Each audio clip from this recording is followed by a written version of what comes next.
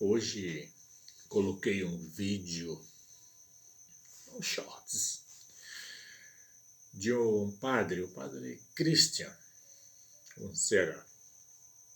Ele chorando copiosamente pela constatação de que os fiéis não estão mais adorando a Cristo como deveriam. É triste. Ah, pastor, padre, e daí? O que é que muda a religião se um Deus, se o Deus é o mesmo? É triste. Desperte. Volte a ser o que você era antes, na sua essência, no seu primeiro encontro. Aquele padre chorava, que as lágrimas caíam. Gente, é uma vergonha para o cristianismo o padre chegar a esse ponto. Muitas vezes eu sou deixado de lado. Muitas vezes, não, muito tempo estou sendo deixado de lado porque eu chego e prego. Porque o Espírito Santo, naquele momento da pregação, me toca, fala.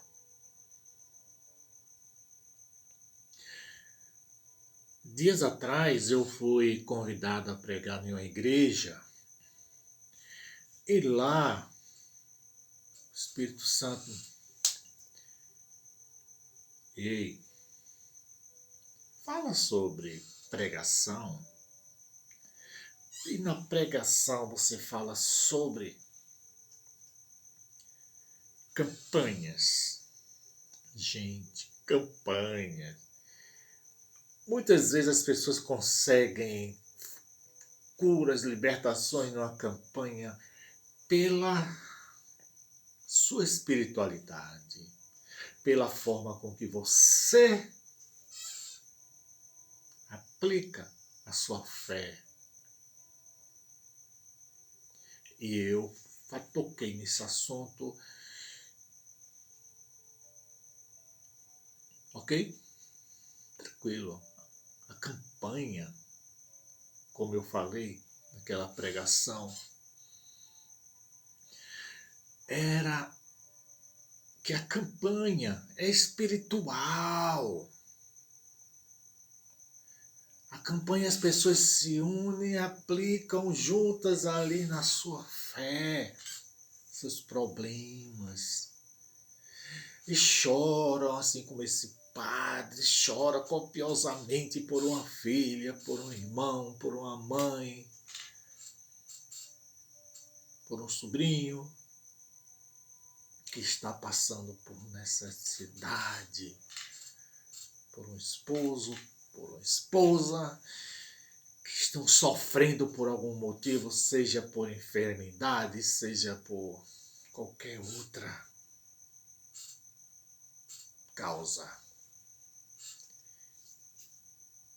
A fé.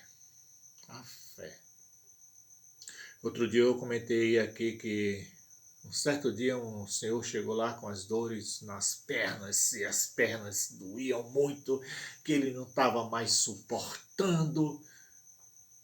Veja a colocação, ele não estava mais suportando. Ele tomava remédio que não passavam a dor, então ele necessitava de quê? De uma cura.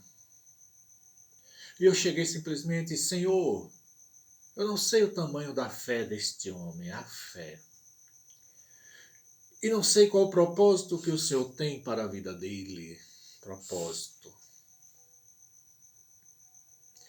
Mas dependendo do tamanho da fé que ele tiver e o propósito que o Senhor tiver para a vida dele, esse homem vai ser curado, essas dores vão passar. Amém, Senhor? O Senhor tem fé? Tenho sim. Então vai. Se puder, volta. Ele ia passando, a portinha da igreja estava aberta e ele chegou. Muitas pessoas chegaram assim. Outro dia foi um bebum, ele não estava bêbado, mas chegou lá sempre, pastor, eu quero parar de beber. Falei, o primeiro passo para uma cura de bebedeira, seja qual for o vício, é a pessoa querer e ter fé. E dentro daquela fé que você vai vencer. Se eu crer nisso, creio. Ah, é porque eu tenho um sobrinho que fica me jogando na cara que é só eu pegar o dinheiro. Eu falei, fala para ele orar pelo Senhor. Ele é evangélico melhor ainda. Quando ele jogar isso na sua cara, você fala, olha, Deus está vendo. Só isso, Deus está vendo. Passou 15 dias ele indo nos cultos, o senhor grandão. Falei, o senhor é bonito, o senhor só está acabado, está meio destruído, mas tem como se recuperar.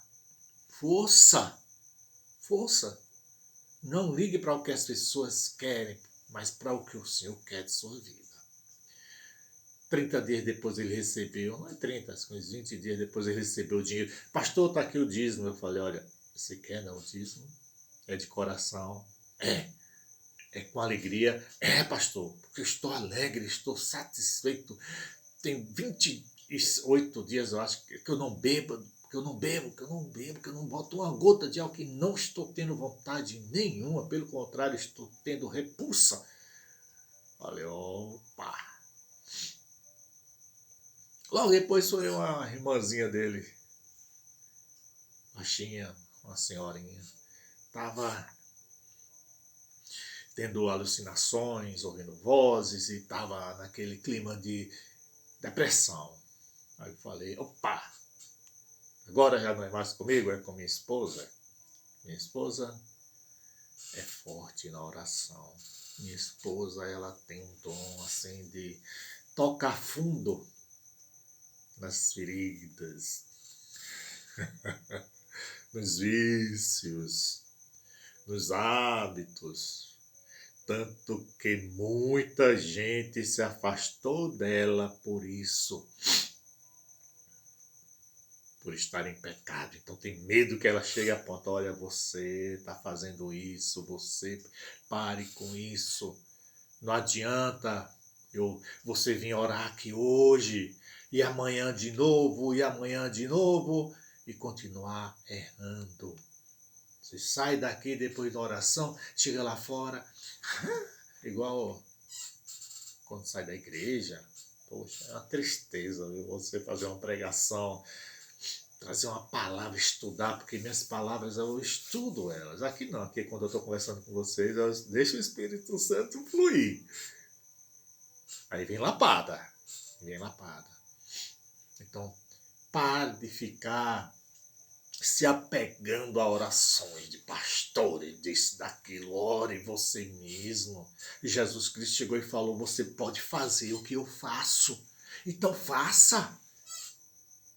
Pare de ser tão dependente para no dia seguinte voltar de novo e no outro voltar também. Agora, se ajoelhe aos pés de Deus e ore, converse, tenha uma intimidade, mas só faça isso verdadeiramente. Não prometa aquilo que você não pode cumprir.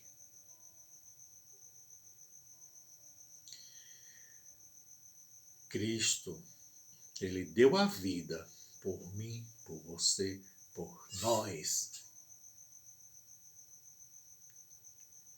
Ah, foi porque foi obrigado pelo Pai? Não.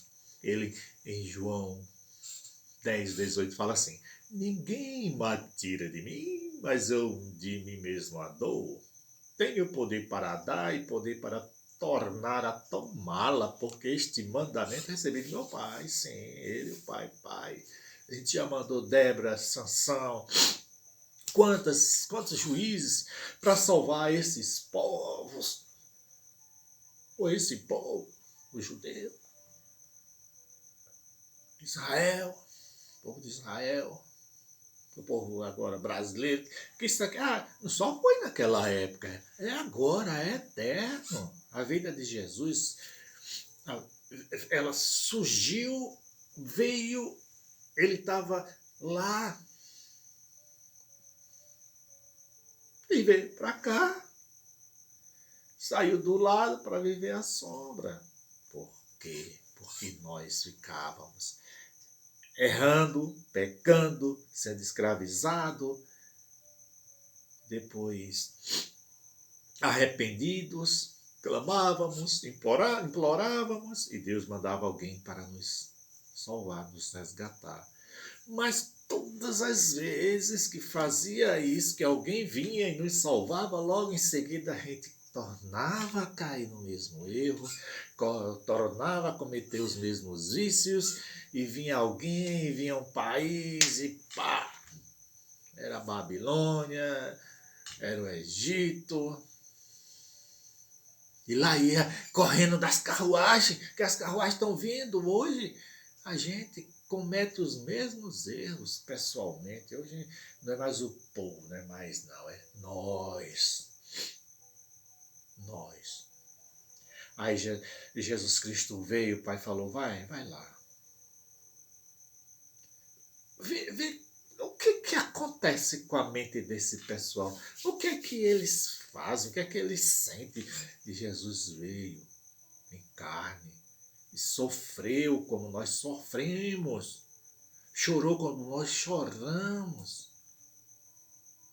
E viu, eles não sabem o que é o amor. Mas eles sabem porque está escrito amor. Eles não sabem o que é amar. A vida do ser humano é olhar para do outro, se está bem, querer ser igual.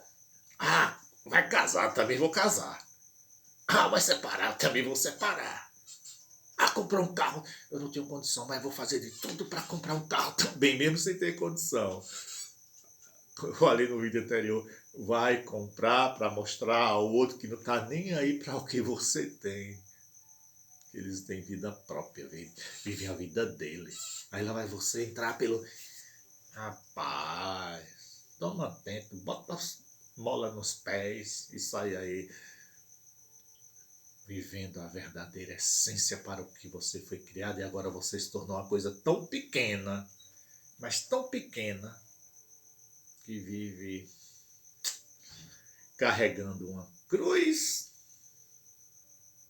que você mesmo separou para carregá-la.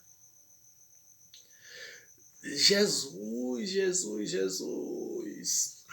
Jesus. Eu sou cristão. Ser cristão, pelo significado do ser cristão, é fácil. Difícil é ser cristão. Ser cristão.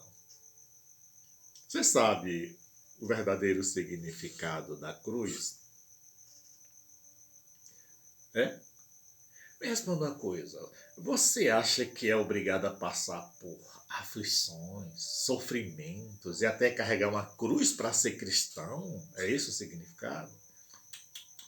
Você conhece nada das Escrituras, está totalmente enganado, pois a única cruz a carregar Jesus já carregou. Se você está carregando uma cruz, é escolha sua. Naquela cruz, Jesus se sacrificou para nos libertar, nos perdoar os pecados. E completando o negócio das campanhas, é espiritual. As pessoas têm que se reunir na espiritualidade. Não para encher envelopes. Foi isso que eu questionei, que o Espírito Santo falou. Fala isso para não encher envelopes, mas sim a espiritualidade. sentir-se na presença de Deus. A campanha importante é a campanha espiritual, mas hoje se tornou motivo financeiro. E logo no final do culto, o pastor El falou sobre campanha, mas nós estamos na campanha em tal igreja, aqui ali também.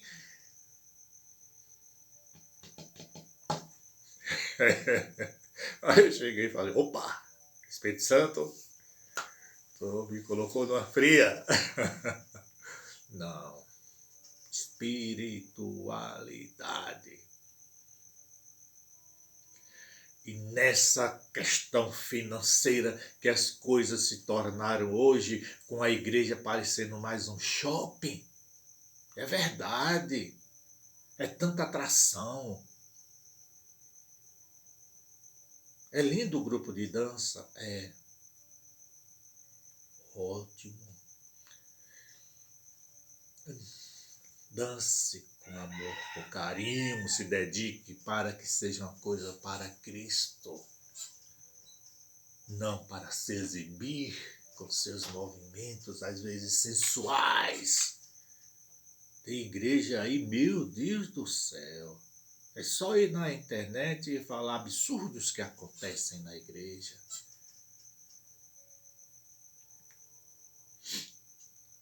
Meu pai, o que é que está acontecendo? Costumo dizer, deixe disso, pare com isso, o que é isso? Meu Deus do céu.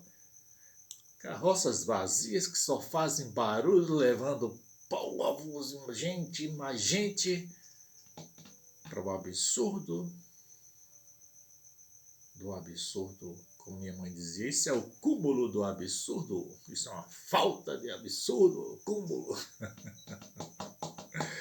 Não é fácil.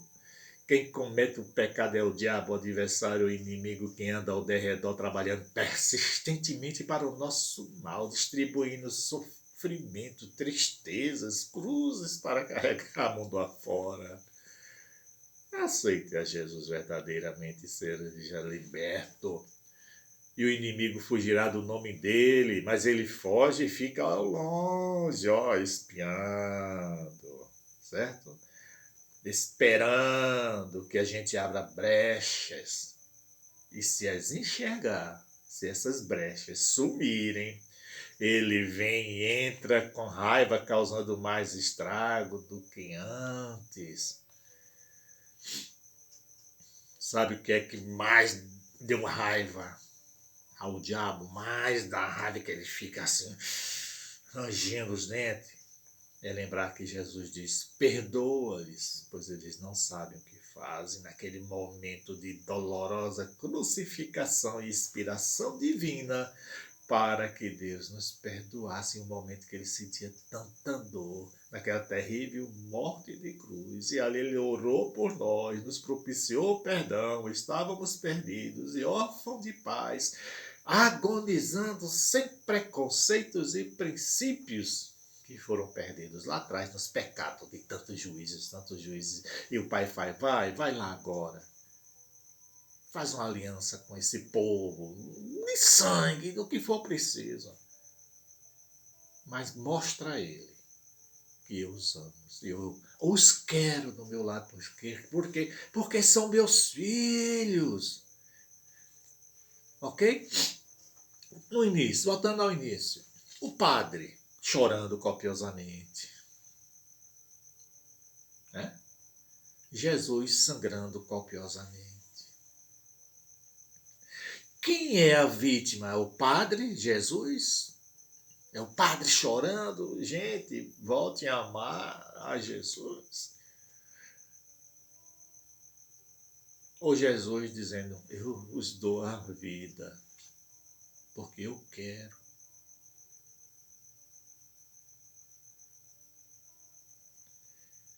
É pesado. Quem é a vítima? Ah, é o padre que chora. Ah, é Jesus que sangra. Não. Somos nós, eu e você é que nós somos a vítima. Naquele calvário ali, a vítima era quem estava ao redor, era o cara que dava espetada nele, era quem deu a chicotada, quem enfiou a coroa praticamente cérebro adentro.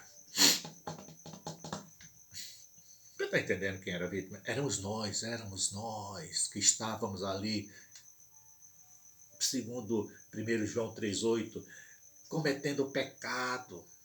E quem comete o pecado está sendo dominado pelo diabo, porque o diabo peca desde o princípio. Para isso o Filho de Deus se manifestou, para destruir as obras do diabo. E se ele volta, ele entra, meu irmão, com tudo, com raiva, causando mais estrago do que antes, cheio de legiões, demônios. Desculpe, é renite. Toda vez eu falo isso aqui, porque são 4 horas da manhã, eu acordo cedo por causa do silêncio. Mas esses dias eu estava acordando cedo e começava a chover na hora que eu começava a falar. Quando eu começava o vídeo, chovia. Quando eu terminava, parava. Falou, benção. Então éramos nós, somos nós as vítimas, éramos nós. Foi ontem, é hoje. A gente continua pecando, a gente continua crucificando Jesus Cristo a cada minuto. Como, pastor? Hoje já foi crucificado? Não. A gente crucifica Jesus Cristo a cada pecado cometido, porque ou seguimos a Deus, a Jesus Cristo 100%, ou 90%, meu irmão, é falho. 1% que você deixar de seguir vai para quem? Para o inimigo. Ah, mas meu pecado não existe pecado pequeno nem grande, é pecado. Ah, mas antes era pecado, hoje não é mais. Quem disse isso? É isso que estão pregando nas igrejas. É doloroso. Dá vontade de chorar igual aquele padre aqui. Poxa, é doloroso. Não me chama mais para pregar, por quê? Porque eu toco no fundo. Outro dia um pastor me chamou para pregar na igreja, aí eu fui. Ele chegou e falou, hoje é o dia da Santa Ceia. Eu falei, não, então o senhor é que prega. Não, o senhor vai pregar, deixa o Espírito Santo falar. Eu falei, moço, não faço não. Deixa, pode falar à vontade, pode mesmo, pode. Aí eu cheguei, assim, tá, né, vendo assim, o pessoal gostando da pregação sobre a Santa Ceia, porque era, olha, dia de Santa Ceia, o tema tem que ser o quê? Santa Ceia. Gente, você vai para um dia de Santa Ceia, são temas mais adversos, às vezes absurdos, fugindo totalmente do contexto do que é a Santa Ceia. E eu pregando sobre a Santa Ceia, e cheguei e falei, não há na Bíblia nada que proíba a Santa Ceia. Pelo contrário, é um convite, venha, participe do sangue do corpo de Cristo, é um convite, é igual você ir para um show e não ter o ingresso e ficar do lado de fora assistindo, não, ouvindo. Aí você não pode participar. Por que não pode participar? Ah, é bíblico aonde? Venha, participe. Se a doutrina da igreja é para você se batizar, então procure o seu pastor, converse com ele logo após o culto, pastor, quero me batizar, porque foi bom participar da Santa Ceia, o meu corpo e tomar o sangue de Cristo espiritualmente. Aí preguei e tal. Quando foi depois, o pastor chegou e falou, aquele que é batizado, aquele que pode participar da Santa Ceia, por favor. Na hora que eu falei que poderia participar, teve uma garotinha que fez assim. Não só uma garotinha, algumas pessoas. Quando o pastor falou isso, eu vi a garotinha fazer assim.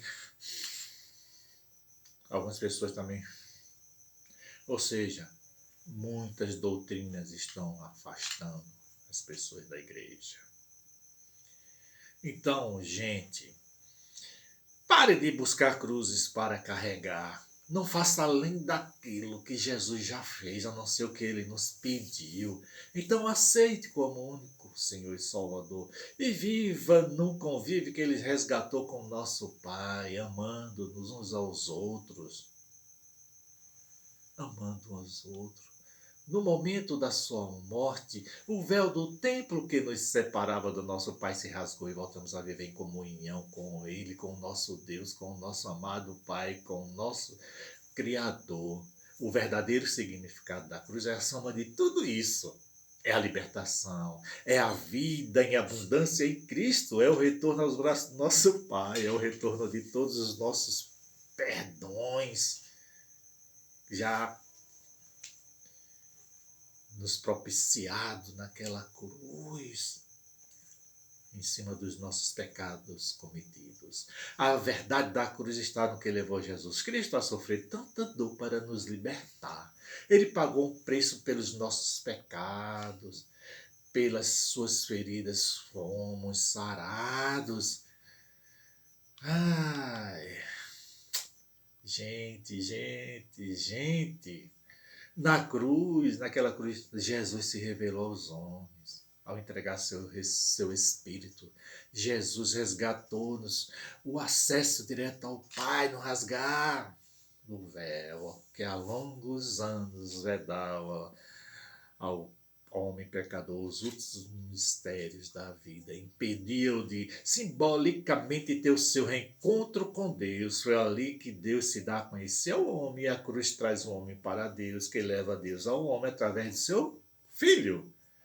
Na cruz, o pecador se identifica com Jesus Cristo, que se identificou com nossa dor, com a nossa fraqueza, eliminou nossa derrota, e passamos a necessidade de nos identificarmos com seu sacrifício, com seu poder e vitória, se tornando possível a transfusão da sua vida para a nossa vida, levando consigo nosso fracasso, vergonha e miséria, deixando-nos sua força, pureza e paz.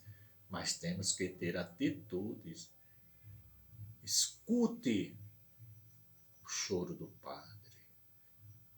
Valorize o sangue derramado naquela cruz. E sinta que a obra de Cristo será incompleta e sem sentido se não tivermos nós pecadores ciência desta obra, se não estivermos em Cristo. Então será em vão tudo o que Ele fez ao nosso favor. Está aí objetivamente para sempre, porém sem efeito, até que o homem remido possa confessar. Quando será o momento que você vai dizer: já estou crucificado com Cristo e vivo, não mais eu, mas Cristo vive em mim, e a vida que agora vivo na carne, vivo-a na fé do Filho de Deus, qual me amou e se entregou a si mesmo por mim. Gálatas 2:20. Amém? Deus abençoe você, sua família, seu filho, seu trabalho, seus animaizinhos, tudo que você tiver aí ao seu redor.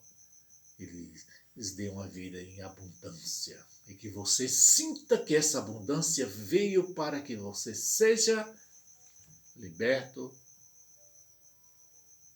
e viva debaixo de uma graça. Daquela graça nos concedida, mesmo que não mereçamos.